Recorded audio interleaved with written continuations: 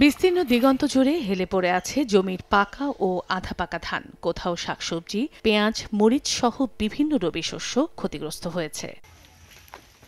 বঙ্গোপসাগরে সৃষ্ট প্রবল ঘূর্ণিঝড় মন্থার প্রভাবে টানা কয়েকদিনের বৃষ্টিতে এভাবেই মাটির সঙ্গে মিশে গেছে কৃষকের স্বপ্ন।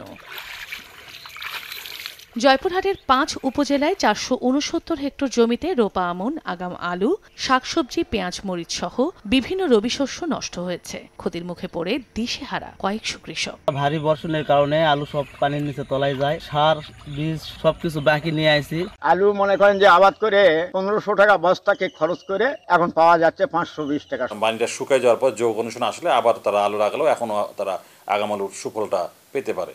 আমরা তাদেরকে নতুন করে আবার আলু লাগানোর জন্য পরামর্শ দিচ্ছি। একই অবস্থা শস্য ভাণ্ডার হিসেবে পরিচিত উত্তরের জেলা দিনাজপুরের সীমান্তবর্তী এলাকা হিলির অধিকাংশ জমির আমন ধান বৃষ্টির পানিতে তলিয়ে গেছে।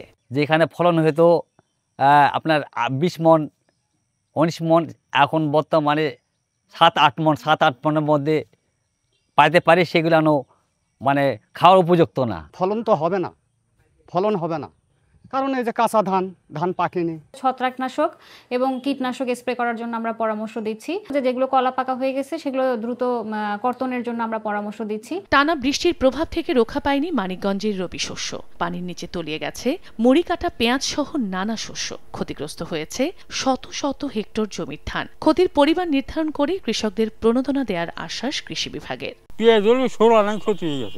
ধান করা হয়েছে, সেটাও ক্ষতি হয়েছে। যে সমস্ত কৃষকের ক্ষতি হবে, ক্ষতির আওতায় আসবে, তাদেরকে আমরা কৃষি প্রণোদনার মাধ্যমে তাদের এই ক্ষতি পুষিয়ে নেওয়ার জন্য আমরা ব্যবস্থা করব। নওগাঁর মান্দা, নিয়ামতপুর, পত্নীতলা, সাপাহার, মহাদেবপুর, বদলগাছি ও ধামইরহাট উপজেলার প্রায় ১৪,০০০ হেক্টর জমির ধান ও ২,০০০ হেক্টর জমির আলুর বীজতলা ক্ষতিগ্রস্ত হয়েছে।